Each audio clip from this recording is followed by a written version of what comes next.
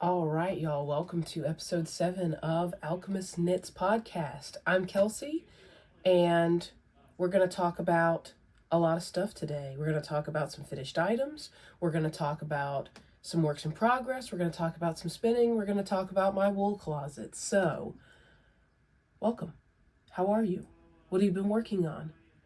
Have you been working on fibery things? Have you been working on knitting things, crafty things, kitchen things? I've been working on all the things, so let's dive into it. Let's start with what I'm wearing. I'm calling it the Traveler Tee.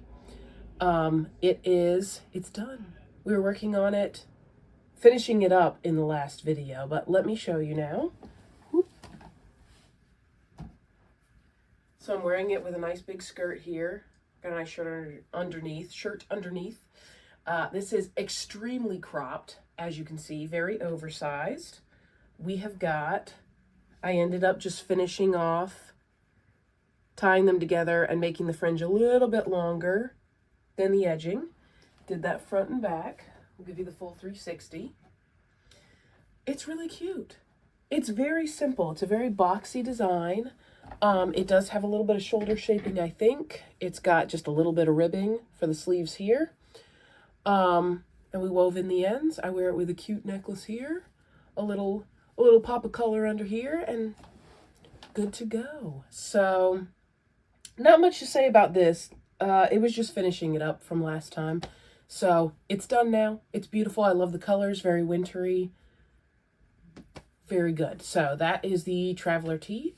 What was the fiber? The fiber was recycled from a sweater I found at Goodwill.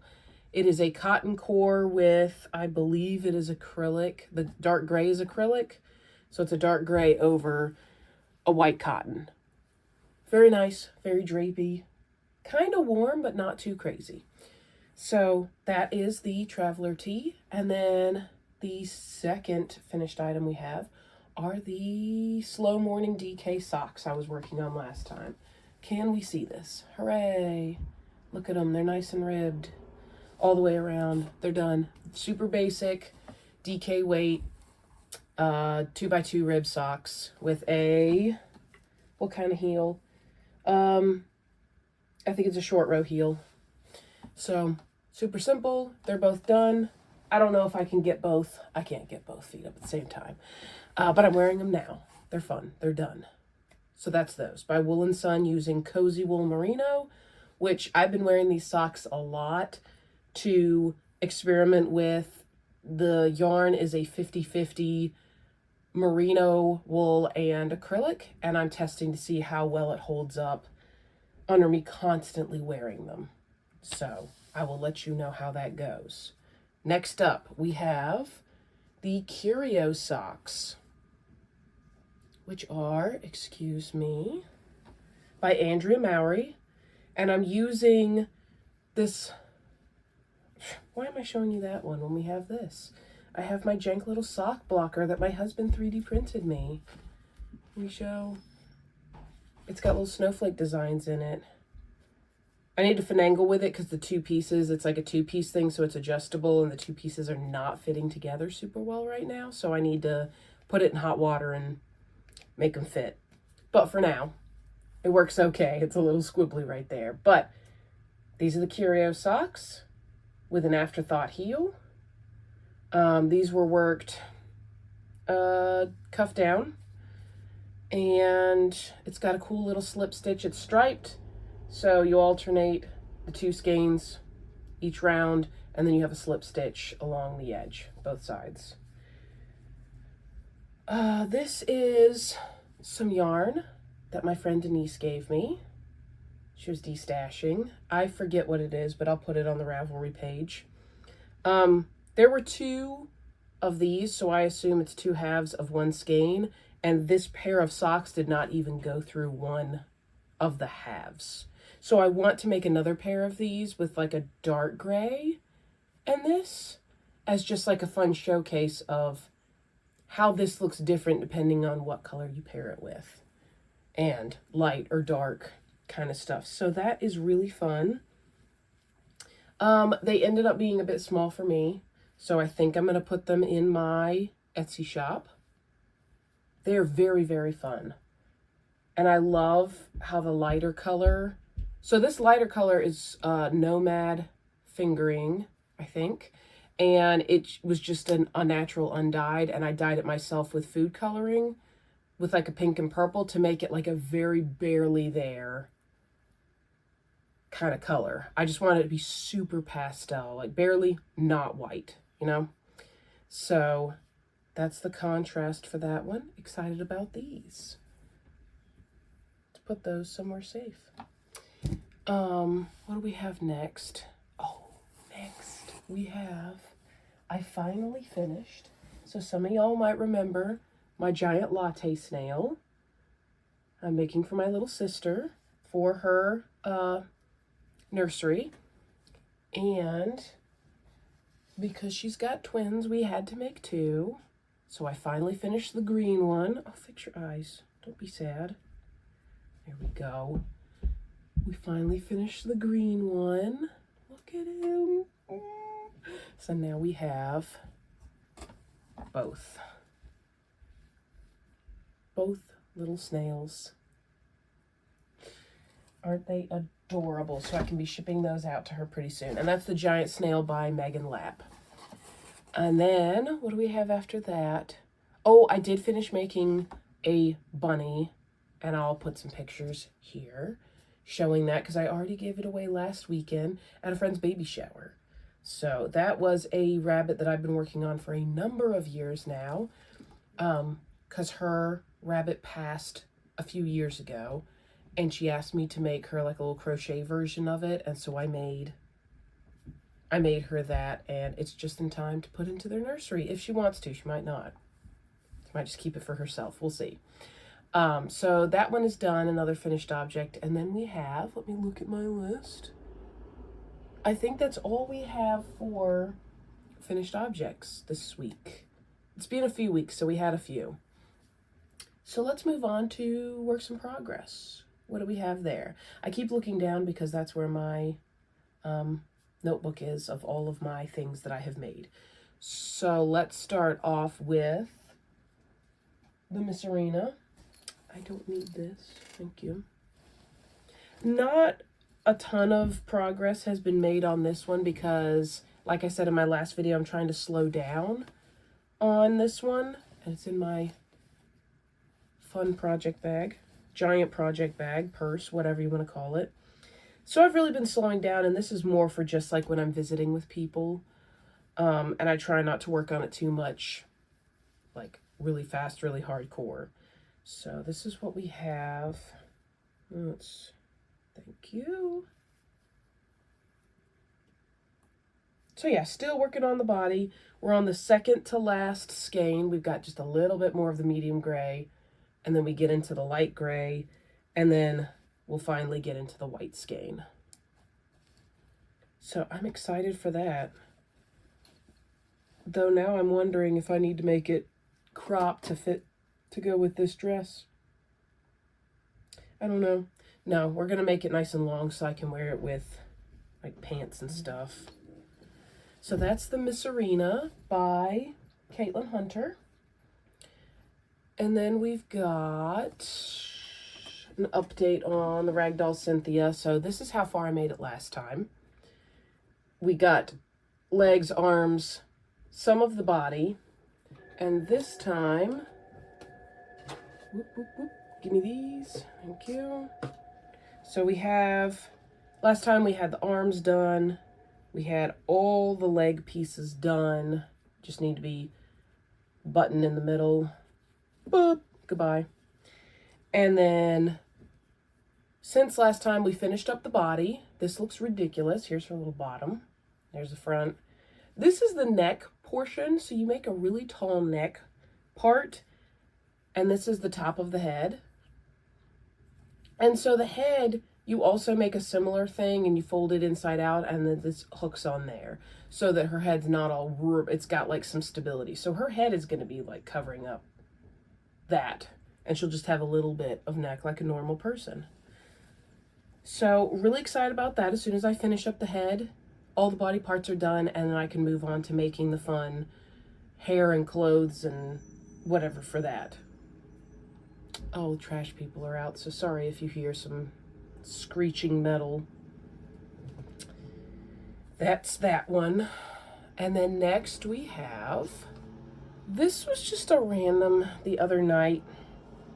I decided, well, so when I was going through my wool closet, I had a bunch of wools that were like, for whatever reason, they were no good. So like maybe there was a break in the fiber, and so the fibers were splitting in half and making it unusable, or it just for whatever reason was not good for spinning, but it was already washed. And so I was going to throw it away, but then I was thinking, what if I use it for pillow stuffing? So I pulled out the polyester pillow stuffing from this pillow form and put it over there to use in whatever toys stuff. And I decided I kind of wanted to go with like an all natural type pillow. So this is stuffed with some white merino I had that was really, the fiber was super weak. And so it would just like break apart and stuff. And it was already washed when I bought it. It's just not, it's not a good fiber. It gets super neppy. I've tried to card it up. It just doesn't work. So instead of throwing it away, we're just going to use it for stuffing because it's really soft merino. So there's that. It's a little bit lumpy. I'm hoping it'll be less lumpy as it gets used. I've never used wool as a stuffing, like for pillows and stuff. So a little bit new to that. But I also decided to use up some of my wool, some of my smaller skeins of wool, to make a starburst pillow cover. It's called the Hygge Burst Pillow by Mallory Crawl. And there's a free tutorial online. Please show the front side, if you will. Which side is the front side? Oh, no, that is the front side. Okay, yeah. So we've got, the middle is Horn Dorset, and this is all natural undyed wool. Obviously, we're going super natural with this pillow. So some undyed dark brown Horn Dorset. And then for the petals part of it, I guess we're going to say, because they look like flowers, we've got some Baby Doll Southdown with Sari Silk blended in. And I just had like a small skein of each of these things, so, you know. And then some Hampshire that I spun up, just white Hampshire there from a local farm. And bada bing, bada boom. I think we're going to do a 3x3 to make like a 9 square. I think that'll cover it. So I'll need 18 squares total. I've got all of the centers, all the brown parts made for one side, and then I'll need to make 9 more for the other side. So that's one of my random projects for fun, all natural house decor stuff. And then the last work in progress we have, which I'm going to pull it out, but I'm going to show it to y'all anyways because I'm going to rework it with the same colors. This is the Ooey Gooey sock by Andrea Mowry. She's doing a knit along next week, the day before Thanksgiving to the Monday after. She's done this every year. I think this is her 8th year. And so I'm going to jump in with that, but I already had an idea for a sock. Well, I have a couple of ideas, and so I wanted to go ahead and do a test run before it starts, which I'm glad I did because I cranked this down to a size 0 needle, and I don't really know what my stitch count should be for socks for me for a size 0, so I went with the 72 stitch version, and it's too big. It's like, it would fit my husband okay, I think. Like, let's look at this real quick. Look at how pretty. So this is Lion Brand Sock Ease that I've had and I used in a project and then I pulled it out. So this isn't even a whole skein. And then some Barocco vintage sock, and I think this is Aurora. I have a some overalls that are like a patchworky looking thing. It's got this pink in it, it's got this gold, it's got navy, it's got green, it's got all kinds of colors, just in wild designs. And so I was wanting to make these socks to match those so that I can wear it with those. And I was thinking, okay, well, maybe I just finish them and I give them like to my brother maybe, because he could wear some crazy colors. But if I do that, I'm not going to have enough to make me a pair of socks to match the outfit, which was the plan. So I'm going to take it out. This is why I was wanting to do the test run before the actual event. Good thing I did. So I'm going to go down a size, keep the same needles. It's really cute because it's got like this little stitch, this little welt, and then the little color work. I was afraid that the stripes in the yellow would be too distracting, but honestly, on camera, it looks just fine. It looks very jester clown-ish. So I'm calling them my Ooey Gooey clown socks. Very, very silly. I love the color combo. I love how it's working up. So I just need to pull it out and cast on for the smaller size. And now that I know what I'm doing, I just need to finish these up before next Wednesday. So less than a week to make a pair of socks on size 0 needles, whatever. If I don't finish these before the knit-along starts, there's a very good chance that I will just put these off to the side for a second, do the knit-along ones during the knit-along, and then finish these up after. I might finish them beforehand, though, so I don't know. Lots of options. But love this color. Love how it's turning out. I was just going to rip it out, you know, and not even show you guys. But, I mean, I did. I want to show how it looks color-wise with these two colors paired. So that I can see it, y'all can see it, and be like, yeah, that's fun. And now I'm going to tear it out. So, that'll be all right. Because, honestly, the color work was the most fun part. Like, I'm about to get to the boring. I just finished the decreases for the gusset, and I'm about to get to just working the straight foot. So I'm not too upset about having to go back and do the fun part again. That's fine. But yeah, so that's one of the projects. And then that's all we have for works in progress this week. This time, however often I get on here. So let's talk about spinning and dyeing. I keep liking to use the royal we, and it's really just me. I don't know. Maybe I say we because it's like you and me. We're all doing this together. You know, we're doing this experiment. I'm bringing you along with this, but maybe it sounds weird saying we. I'm just one person. So anyways, I did some experiments with dyeing. So if you watched the last video, I had a bit of a fail with dyeing. There's some dye on there, but it didn't go well. It didn't take very well, and I wanted to try it again. So this time I did a mordant where I let the wool sit in a solution of alum and a little bit of cream of tartar. And that just kind of prepares the fibers and opens them up for the dye, especially when you're natural dyeing. Like if you're acid dyeing, that stuff's powerful. Like it's gonna work, you know? But with natural dyeing, sometimes you need to help it along a little bit. You gotta add some, you just gotta help it, you know? So that's what the alum bath is for beforehand. So you set it in there, you let it sit for a few hours, really soak up the water, soak up the alum while you're preparing your dye bath, which in our case was marigold. So dyeing, extracting the color from some marigold. The water itself turned out like an orangey type color. And I was excited because it's kind of hard to get reds naturally. And so I'm like, oh, maybe we'll get like an orangey kind of color from it. So put my wool in. I put an entire skein in. I put some locks in, some Romney locks. And it came out like a yellowy green, which I'm really, really happy about.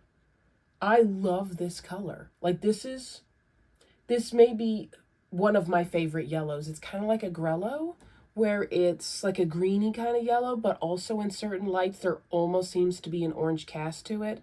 So that's another fun thing. You can't trust the color of the dye bath because it was orange.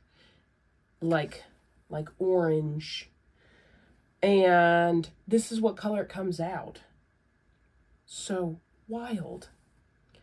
And then we dyed that, and I carded that up. And then I've been experimenting with some embroidery thread. Like I talked about previously, how I wanted to just see how thin I could go. So I spun up a bit of Romney, really, really thin. I'll go ahead and show you these spoilers. Tiny, tiny thread. Like lace weight. Little embroidery thread. Very cool, very shiny. I love how shiny it came out. And so I wound off some of it and threw that in the dye bath as well. And it's a little bit lighter because I threw it in later. But mission success with making embroidery thread, and it's consistent, which I'm really happy about. And mission success with the dyeing. And it sits, it's not like I rinsed it out afterwards and, you know, the water ran clear. So it's this. I love it. And then this one we had some artificially flavored pumpkin black tea sitting in our cabinet for how many years now, because it tastes gross. Nobody here likes it, and I didn't throw it away for some reason, but I'm glad I didn't, because this is about what color I thought. That was about the color of the dye bath of the marigolds, just about. And then you got this. And then it was like a dark reddish brown when I steeped the tea bags in the water for this one. And then it came out this really pretty, like, pumpkin-y kind of orange. So look at it. Look at these two little guys. It's going well. I'm really happy with how well it went. So now the question is, do I start a dye garden next year? Probably. We'll see. Now that I know what I'm doing, love it. So those are all my spinning and dyeing adventures. Did I spin up anything? I'm working on a spinning project. I'm spinning up some baby doll for somebody, but that's downstairs. So it's just an off-white kind of color. So working on that. I don't have anything else. That was all I had spun up and dyed. Let's talk about my wool closet. So I have been organizing my wool closet. It's been an endeavor because it's a pretty good sized closet. It's not huge, but it's like a normal sized closet. Like I'll put a picture. And so I pulled everything out. It was a lot of wool. And a lot of bags of just various wools, like Walmart bags or grocery bags of just like 5 ounces, 8 ounces, a pound, a box of an entire little Shetland fleece. I will go ahead and say everything in this closet is washed. So nothing comes into this room until it's washed. Everything that is raw stays downstairs because we're not playing those games. So everything in here is already washed. It's just like, for example, I had a CVM, a California Variegated Mutant sheep fleece, which sounds wild. What a wild name. And I used up all but like 2 bats of it. So it was probably like 4 ounces maybe. And so I just have these 4 ounces of CVM bats left over. And you know, I didn't have them marked anywhere. So the goal was to get everything organized, and I made an air table, which is kind of like, what's it called? Google Sheets sort of thing, Excel. But you have the name of it, you can have what breed it is, how much of it there is, like weight-wise, what color it is, like if it's natural, if it's white, brown, gray, black, whatever, if it's dyed, what color that is, and it creates all these tags from what you put in so that you can search later on. Do you want a specific breed? You can search by breed. Do you want a specific color? Are you making like an art bat and you want all pinks and blues and yellows, whatever. You want these specific colors. Cool, you can search by that tag. And then you can also put where it is. So I have 5 bins in this closet, and we have bin 1 is dyed stuff, so anything, it's mostly East Frisian. that's been dyed every color of the rainbow, because I went through a phase where I just dyed up a bunch of wool just to have on hand for making fun art, yarn, whatever stuff. And then bin number 2 is alpaca, mohair, and pagora. Pagora is a mix between a pygmy goat and an Angora goat, which is where mohair comes from. So it's like mini Angora goats. So I have a surprising amount, enough to fill an entire bin of alpaca, Angora, and pagora. And then bin 3 is miscellaneous wool, which is, like I said, that CVM where it's just like 2 little bats of this, or, you know, like 4 ounces of some Dorset fleece that's left over, or like half an entire fleece of something. And so all of that is just going to go into its own bin of just like, if I want to make a random mix bat of things, or if I want to do a big sweater spin, and I kind of want to keep it interesting and mix it up. I don't want to do just one fleece and card a billion bats of that. If I want to kind of mix it up and do different colors and different breeds and stuff, that's probably the bin I'm going to go to, is the random hodgepodge mix of various things, pull out some of this, some of that, and mix it all up. Then bin number 4 is Romney fleece. Yes, I have an entire bin dedicated to Romney because Romney sheep have huge fleeces, like 8 to 10 pound fleeces. They have a lot of wool. So multiple sheep's wool is in that bin. So yeah, an entire bin dedicated to Romney wool. And then the 5th one is Baby Doll Southdown. Again, another entire bin dedicated to one breed, because I have 5 years worth of Jimmy Buffett's fleece, who's the little the ram that I get the fleece from every single year from Rafter in Baby Doll Farm. And so that all goes in there. Whatever I haven't used. I've made a couple sweaters already. I've made some hats. I've used a lot of it, but there's still enough to fill up a whole bin for that. So I have those 5 bins. And now when I have a spinning project in mind, I can go, whether it's color, breed, whatever, I know where to find it now, and I can be like, oh, this is what I want. I want some Romney. Look it up in the Airtable. Okay, that's in bin number 5. And I have them labeled in there, just the number on the side of the bin. And then I also have some boxes. So there's a top shelf in there, and I have like an entire box of a Shetland lamb fleece that I've washed, but it's sitting in the box. And I don't want to take it out and put it in a bag and put it somewhere else. Like, it's fine in that box. So I put that on the top shelf, and I mark that on my Airtable that it's in the wool closet shelf. And so I know it's up there. So that, I hope, is going to be extremely useful in future projects and cutting down on, like, I'm like, I know I have some rose gray alpaca somewhere, but where in the world did I put it? Like, is it still downstairs because I used it for another project? Is it up here? What bin is it in? Because none of these bins are clear. That probably would have been a good idea, but they're all opaque. So it's nice to know, oh, it's in bin number 2, because that's where the alpaca goes. So that's really, really nice. And it's helped clear up this, because I had an entire tub over on this side that was filled with various wool that I was just trying to get out of the way so I could clean up the room. And all of that has been emptied and organized into these bins. And so now I have a little plant corner over here, and I have a little spinning wheel like displayed over here, so I could put a picture here. And you know, things might change. It's been changing a lot over the last few weeks, where I set something up and I'm like, oh, that looks nice. And then a little bit later I'm like, oh, but I have this here. So I move it out and I put the new stuff in. So it's constantly evolving, and over time I'm getting it more and more organized and more workable, like a good workspace. But this was huge, and now I have room to put stuff, and so now, and it's organized so I can use it, and now I can bring in, you know, new fleeces and start washing them and have somewhere to put them. Really, really nice. So that is everything that we have this week. It's been a couple weeks, honestly, since I did my last video. That's why we have so many new works in progress and new finished objects. But yeah, thanks for coming along. Thanks for listening. Again, let me know what you're working on. Don't forget to like and subscribe.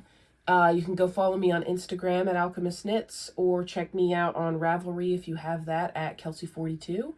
And everything will be linked down below, all the important stuff.